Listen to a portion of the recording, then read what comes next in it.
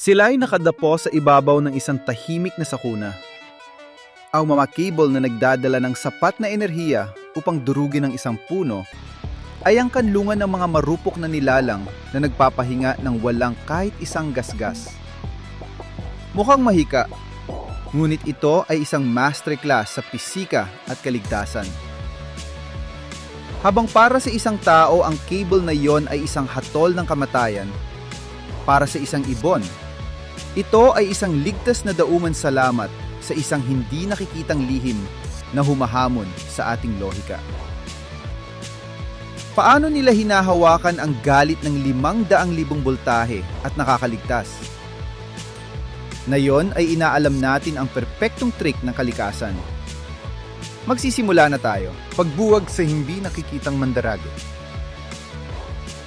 Upang maunawaan ang araw-araw na himalang ito, una nating dapat itapon ang isang mitong malalim na nakaugat sa ating imahinasyon.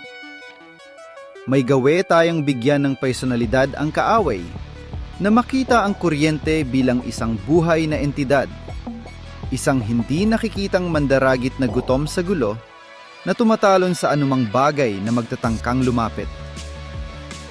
Nag-iisip tayo ng mga kidlat na humahati sa mga puno at mga kislap na tumatalon ng may mali siya.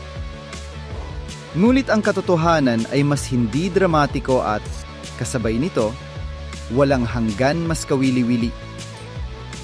Ang kuryente ay walang kalooban. Hindi ito naghahanap na sumalakay. Sa katunayan, ito ay halos tamad. Ang tanging hangad nito, kung maaari nating gamitin ang salitang iyon, ay dumaloy. At upang dumaloy, kailangan nitong matugunan ang isang napaka-espesipikong kondisyon. Isang gintong tuntunin na tinatawag ng mga physicist na isang closed circuit. Kalimutan muna sandali ang ideya ng isang mistikong kidlat. Isipin ang kuryente na parang ito ay tubig. Tubig sa loob ng isang sistema ng mga tubo na napakalaki at komplikado.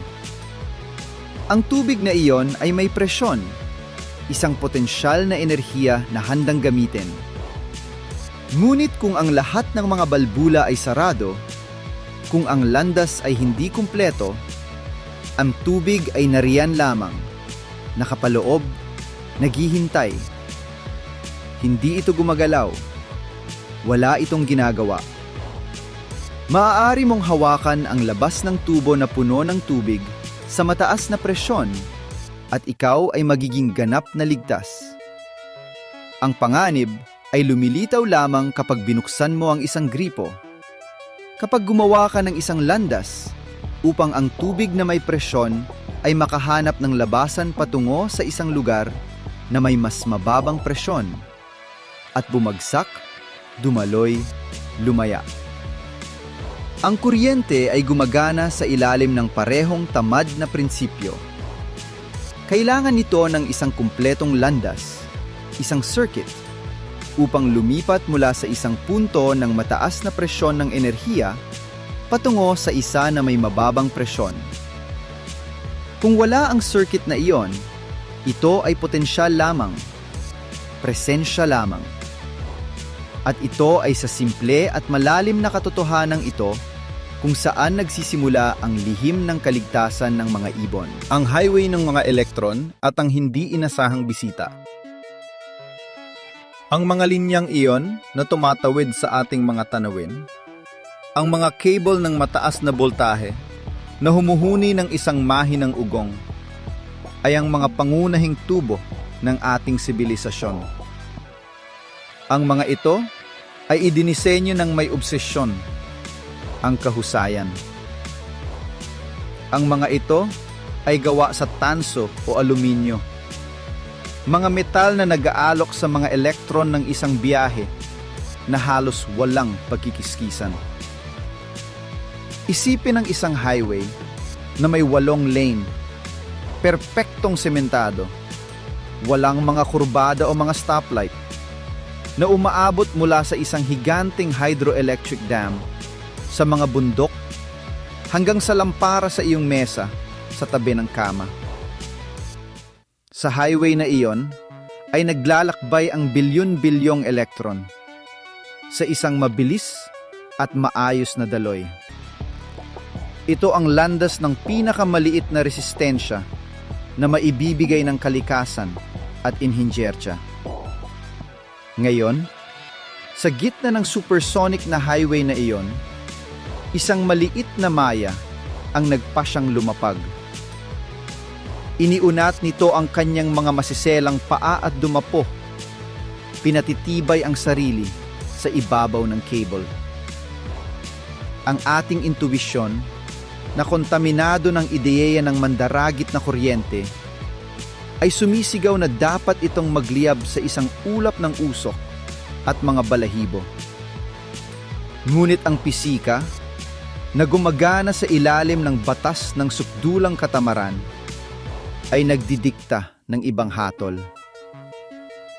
Kapag inilagay ng ibon ang kanyang dalawang paa sa parehong cable, gumagawa siya nang hindi sinasadya ng isang maliit na detour sa highway.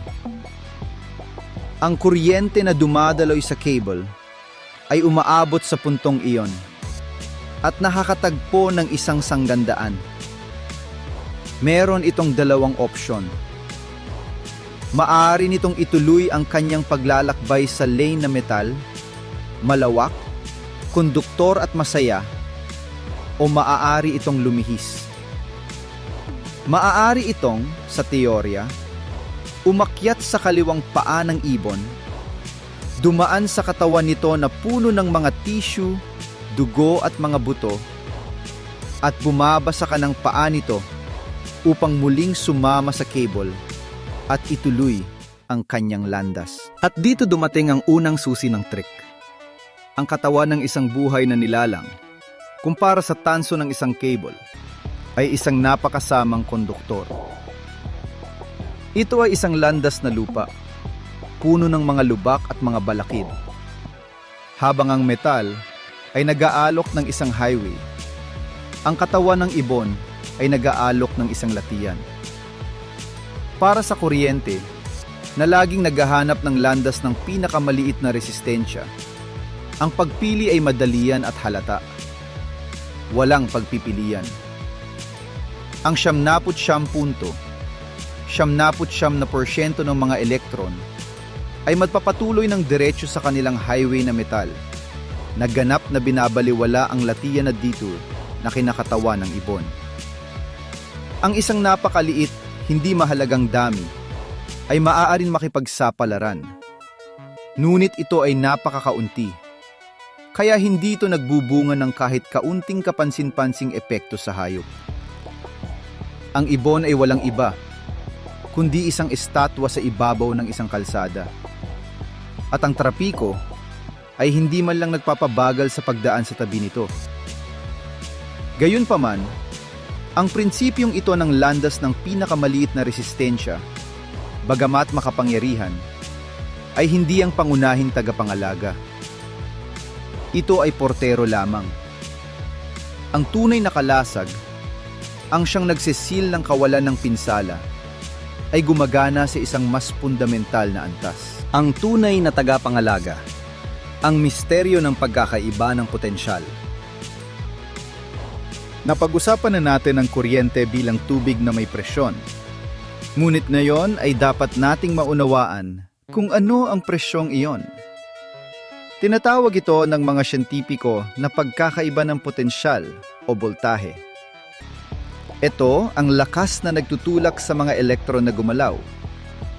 Upang dumaloy ang tubig, kailangan nito ng isang pagkakaiba sa antas, mula sa isang mataas na punto patungo sa isang mababang punto.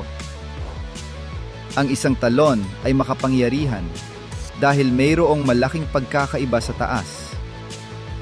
Ang isang tahimik na lawa sa kabilang banda ay patag.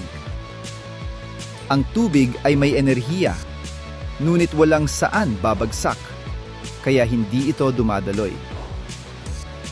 Ang boltahe ay ang taas na iyon. Ito ang pagkakaiba ng enerhiya sa pagitan ng dalawang punto.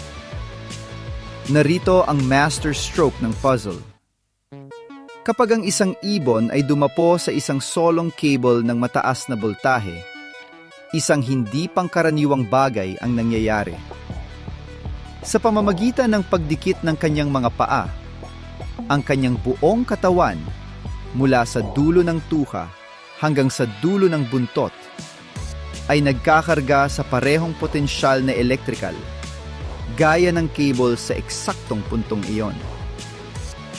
Kung ang cable na iyon ay, sabihin natin, nasa 10,000 boltahe kumpara sa lupa, kung gayon ang kanyang paa ng ibon ay nasa 10,000 boltahe, ang kanyang kaliwang paa ay nasa 10,000 boltahe. Ang kanyang puso, ang kanyang utak, ang kanyang mga balahibo, ang lahat ay eksaktong nasa 10,000 boltahe. At kung ang lahat ay nasa parehong boltahe, walang pagkakaiba ng potensyal, walang pagkakaiba sa antas, walang panloob na talon. Ang ibon ay naging literal, isang buhay na ekstensyon ng cable. Ito ay nanginginig sa parehong enerhiyang ritmo gaya ng linya na lumulutang sa potensyal na iyon. Ang mga elektron ay walang anumang insentibo upang pumasok sa kanyang katawan dahil walang lugar na may mas mababang boltahe sa loob na pupuntahan. Ito ay parang nakatayo sa isang perpektong patag na talampas. Kahit gaano ka maglakad, hindi ka bababa sa burol. Ang estadong ito ay kilala bilang floating potential. Ang ibon ay hindi humaharang sa kuryente, hindi niya ito nilalabanan. Siya ay, sa isang tunay na kahulugan, nagsusurf sa ibabaw ng enerhiyang alon, sa isang perpeko at matatag na balanse. Hanggat hindi siya humahawak ng anupaman, hanggat hindi niya sinusubukang ikonekta ang kanyang talampas na 10,000 boltahe sa ibang lugar na nasa ibang boltahe, siya ay kasing ligtas na parang nakadapo siya sa isang sanga ng puno. Ngunit ang perpektong kaligtasang ito ay may isang ganap na kinakailangan.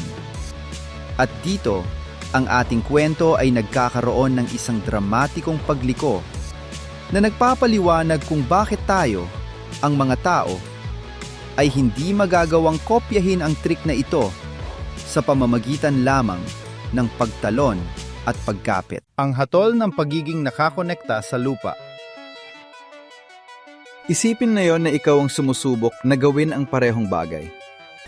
Umakyat ka sa isang tor ng mataas na boltahe. Yumuko ka at iniunat mo ang iyong kamay upang hawakan ang parehong cable kung saan nagpapahinga ang maya. Ano ang mangyayari? Ang trahedya ay madalian at nakamamatay. Ang pagkakaiba ay wala sa iyong biyolohiya. Ang iyong katawan bilang konduktor ay hindi ganong naiba sa katawan ng isang ibon. Ang pagkakaiba, ang detalye na nagbabago sa lahat, ay nasa iyong koneksyon sa mundo. Halos palagi, ang ating mga paa ay matatag na nakatanim sa lupa.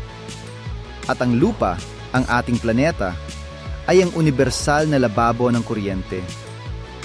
Sa pamamagitan ng kumbensyon, binibigyan ito ng mga siyentipiko ng potensyal na 0 na boltahe. Ito ang pinakamababang puntong maiisip, ang ilalim ng lahat ng mga dekuryenteng talon. Kapag ikaw na nakakonekta sa lupa ay humawak sa isang cable na nasa 10,000 boltahe, hindi ka na isang lumulutang na ekstensyon. Ikaw ay naging ang tiyak na tulay. Ginagawa mo ang perpektong circuit na hinihintay ng tamad na kuryente.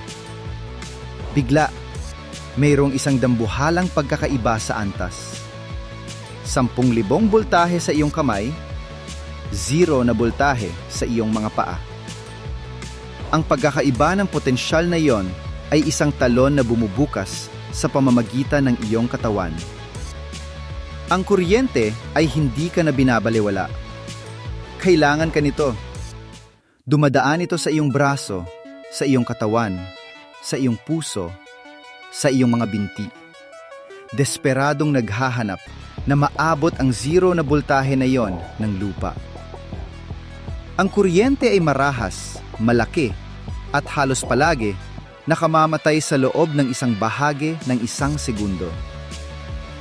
Hindi sa kinapupuutan ka ng kuryente.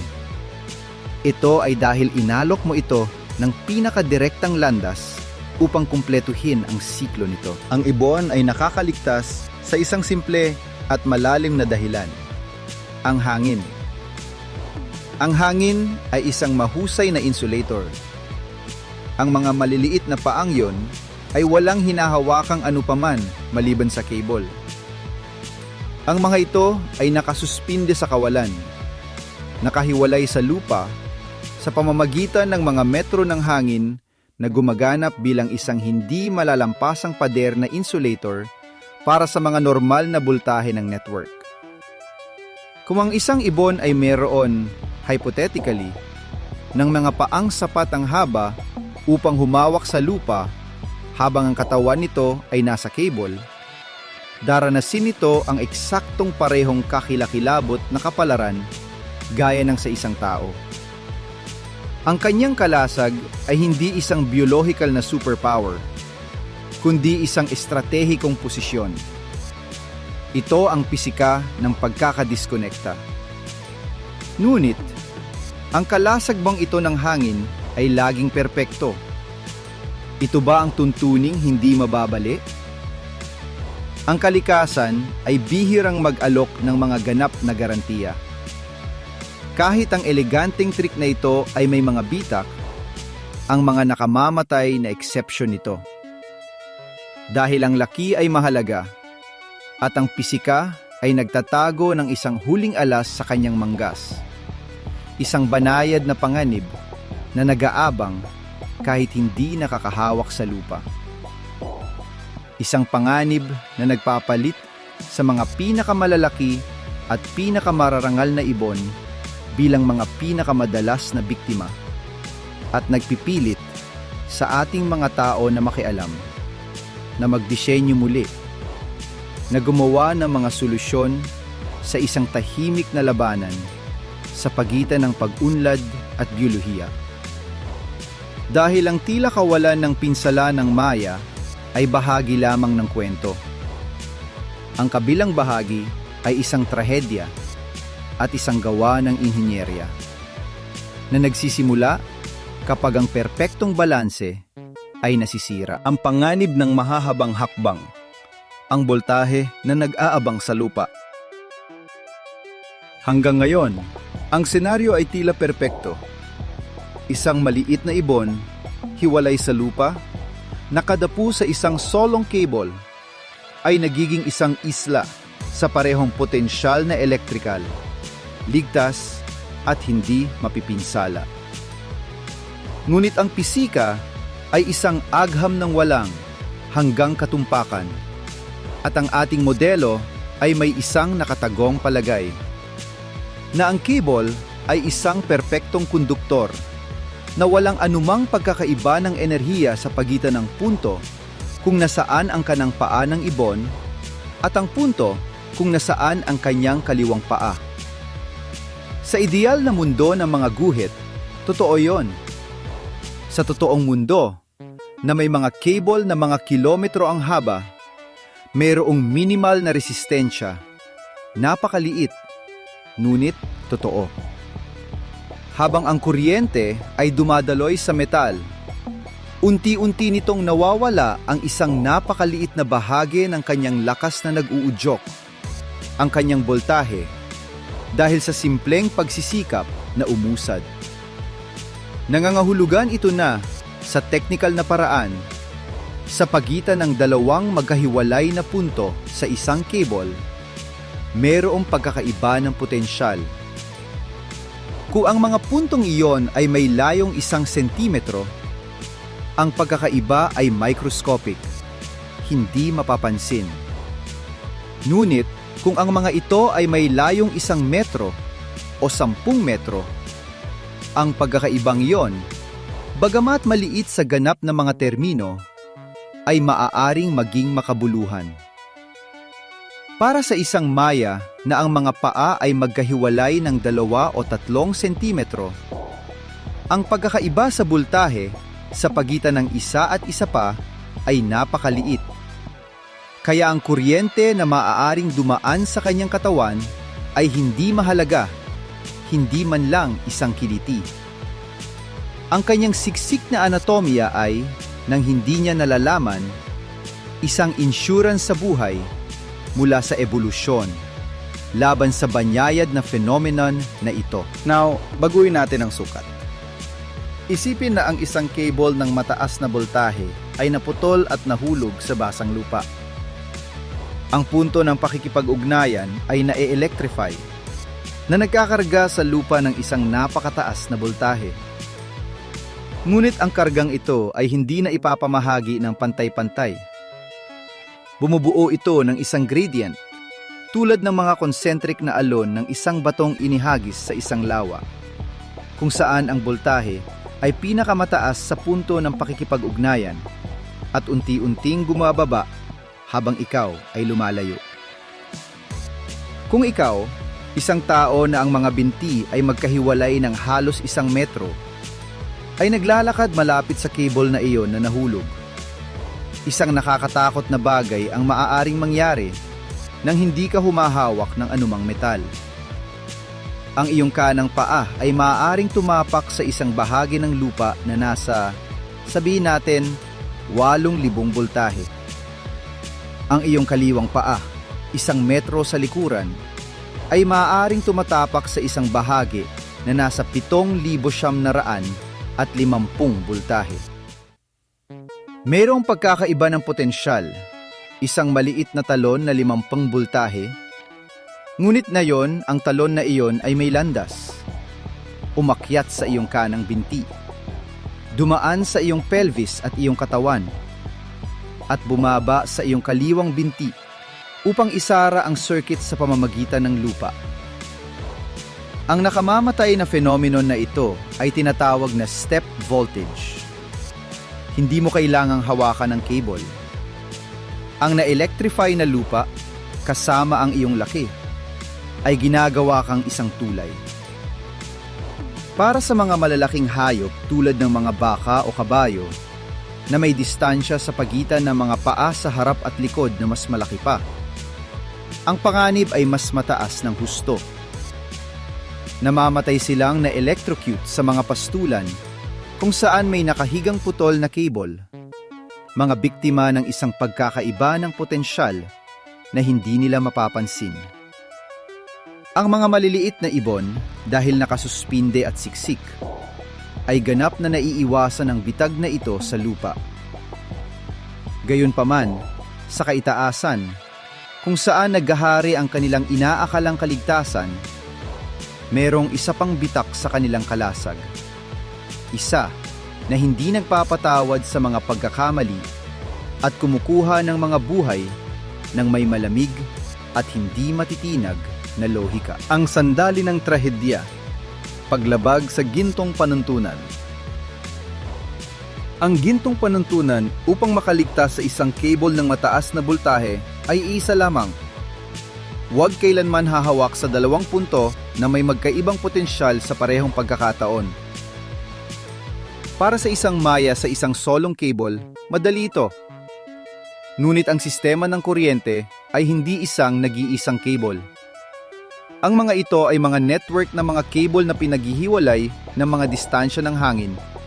Ang bawat isa ay kung minsan ay nasa bahagyang magkakaibang boltahe o mga cable na kasama ng mga metal na Tor na nakakonekta sa lupa. At dito ang biyolohiya ng ilang mga ibon ay nagiging kanilang sentensya ng kamatayan. Isipin ang mga ibong mandaragit, ang mga higante ng langit, mga agila, mga kuwago, mga stork, mga marangal na nilalang na may mga pakpak na maaring lumampas sa 2 metro. Para sa kanila, ang mga post ng kuryente ay perpektong mga bantayan, mga matataas na lugar upang bantayan ang kanilang mga teritoryo. Ang panganib ay wala sa pagdapo, kundi sa dinamiko at kritikal na sandali ng paglipad o paglapag. Kapag iniyunat ng isang agila ang kanyang malalakas na pakpak upang simula ng paglipad, ang dulo ng isang pakpak ay maaring, sa isang nakamamatay na sandali, masagi ang isang katabing cable. O mas walala pa, maari niyang mahawakan ng sabay ang energized na cable at ang metal na istruktura ng Tor na matatag na nakakonekta sa lupa sa zero na bultahe. Sa microsecond na iyon, ang lahat ay nagbabago. Ang ibon ay hindi na isang lumulutang na ekstensyon ng isang cable. Ito ay naging ang tanging tulay na konduktor sa pagitan ng dalawang magkaibang mundo ng enerhiya. Kung hahawak siya sa dalawang cable na may magkaibang bultahe, siya ay naging landas na naguugnay sa dalawang pinagmumulan. Kung hahawak niya ang isang cable at ang Tor sa lupa, siya ay naging perpektong circuit na hinahangad ng kuryente. Isang direktang landas mula sa mataas na bultahe hanggang sa ganap na zero ng lupa. Ang kuryente ay hindi na kailangang pumili sa pagitan ng metal at ng katawan ng ibon. Sa senaryong ito, ang katawan ng ibon ang pinakamagandang opsyon na magagamit. Ang tanging cable na umiiral sa pagitan ng dalawang puntong iyon. Isang malaking kuryente ang dadaan sa kanyang puso sa isang sandali, na ginagawang uling ang mga panloob na organo. Ang hayop ay mamamatay agad at madalas ay nahuhulog na nakabitin sa mga kuko o nananatiling sunog sa ibabaw ng istruktura, isang piping saksi ng isang pagkakamali sa pagkalkula na sinukat sa mga sentimetro. Hindi ito isang pambihirang pangyayari. Ito ay isa sa mga pangunahing sanhi ng hindi natural na pagkamatay para sa maraming uri ng malalaking ibon sa buong mundo. Namamatay sila dahil sa simpleng pagiging kung sino sila. Mga marangal at malalawak na nilalang sa isang mundo ng mga hindi nakikita at nakamamatay na mga hangganan na iginuhit ng tao. Ngunit ang ekolohikal na trahedyang ito ay hindi napabayaan. Nagdulot ito ng isang tahimik na labanan ng katalinuhan at habag, kung saan sinusubukan ng mga tao na itama ang mga panganib na nililika ng ating sariling infrastruktura. Ang tugon ng tao, pagdidisenyo para iligtas ang mga higante. Sa harap ng hindi sinasadyang pagpatay na ito, ang inhinyerya ay kailangang umunlad.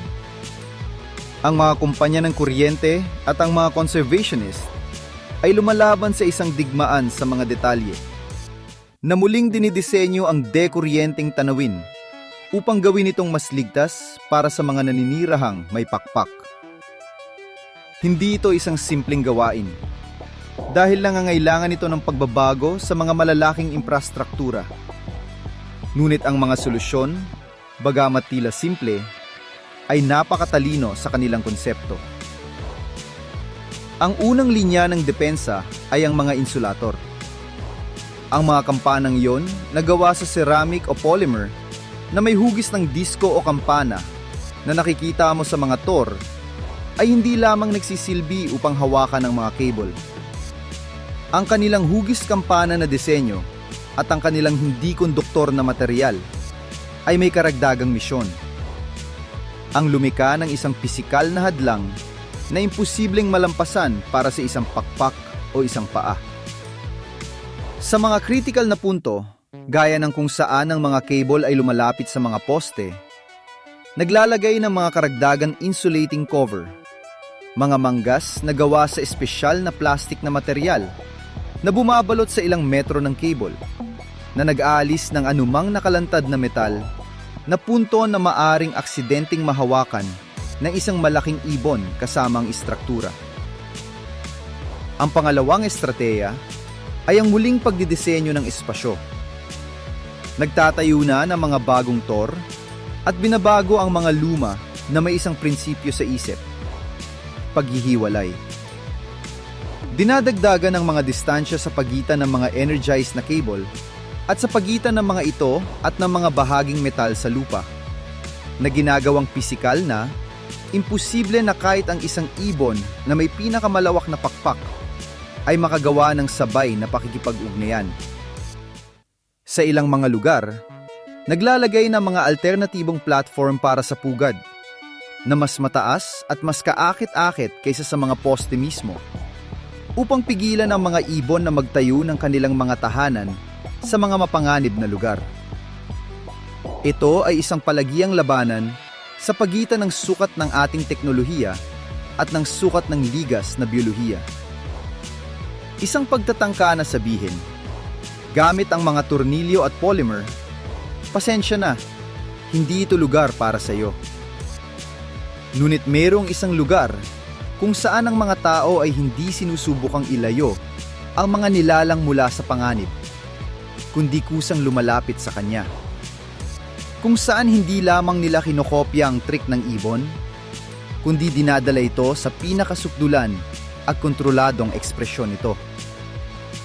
Dito natutupad ang pangakong ginawa sa simula, at kung saan ang lihim ay hindi na isang likas na phenomenon, kundi naging isang tool para sa kaligtasan ng tao. Ang mga tao na nagkukunwaring mga ibon, Ang sekretong inihayag. mayroong isang trabaho na humahamon sa lahat ng lohika. Isang propesyon kung saan ang unang panuntunan ay ang lumapit, humawak at humawak gamit ang mga hubad na kamay, ang parehong lakas na nagiging uling. Tinatawag itong live line maintenance. At ito ang pinakapuro na practical na aplikasyon ng prinsipyo na nagliligtas sa mga ibon. Minsan, ang pagpatay sa kuryente ng isang buong lungsod o ng isang reyon ay sadyang imposible. Ang mga ospital, mga industriya, milyon-milyong tahanan ay nakasalalay sa patuloy na daloy na iyon. Kaya, ang mga dalubhasang linemen ay kailangang umakyat upang magtrabaho habang ang kuryente ay nakabukas. Paano? Hindi sa pamamagitan ng pag-akyat sa isang tour na nakakonekta sa lupa. Iyon ay magiging isang sentensya ng kamatayan. Sa halip, ginagamit nila ang parehong trick ng paghihiwalay, ngunit dinala sa sukdulan, isang helicopter. Ang helicopter, kasama ang kanyang mga paa sa paglapag na gawa sa goma at ang kanyang katawan na nakasuspinde sa hangin, ay ang perpektong insulating cage.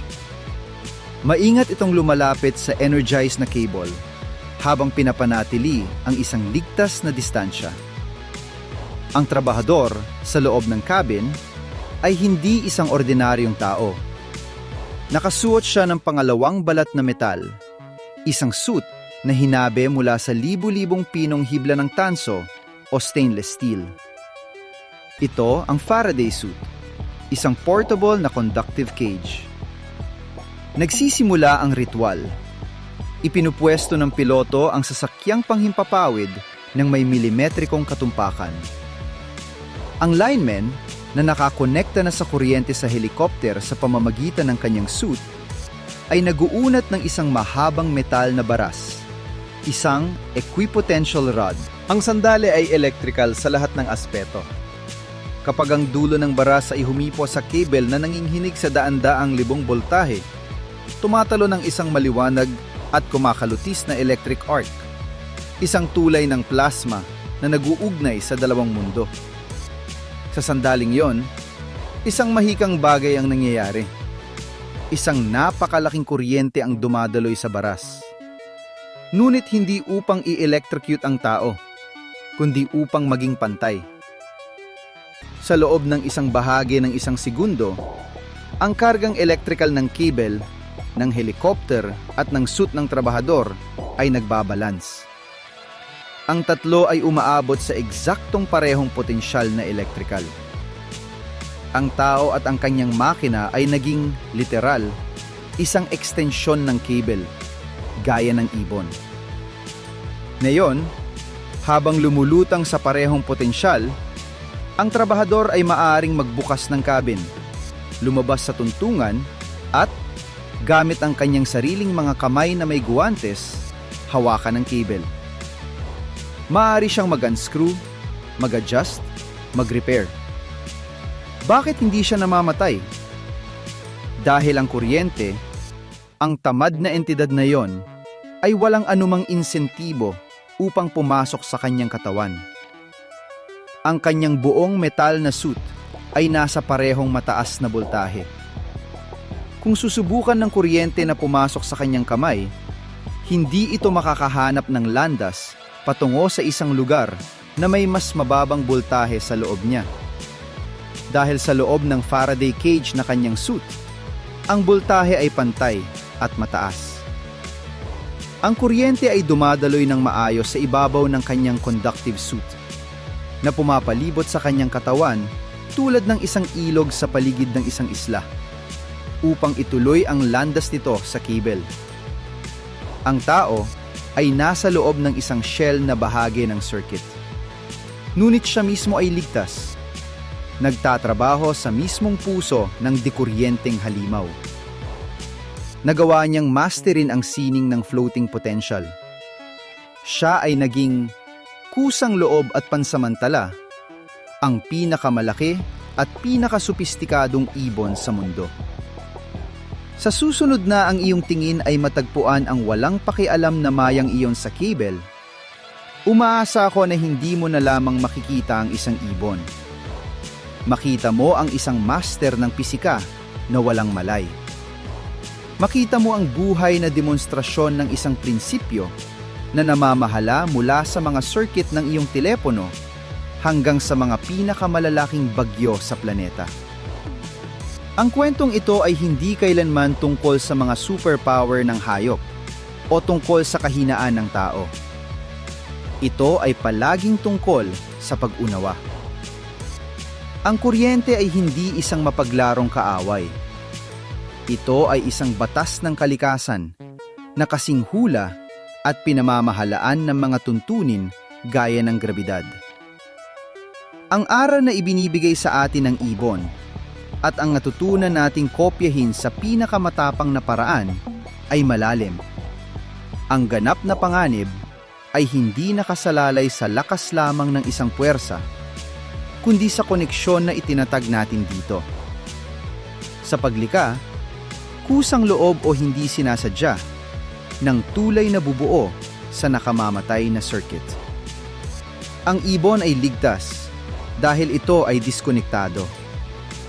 Ang lineman ay ligtas dahil kumukonekta siya sa tamang paraan na nagiging bahagi ng daloy sa halip na isang detour patungo sa lupa.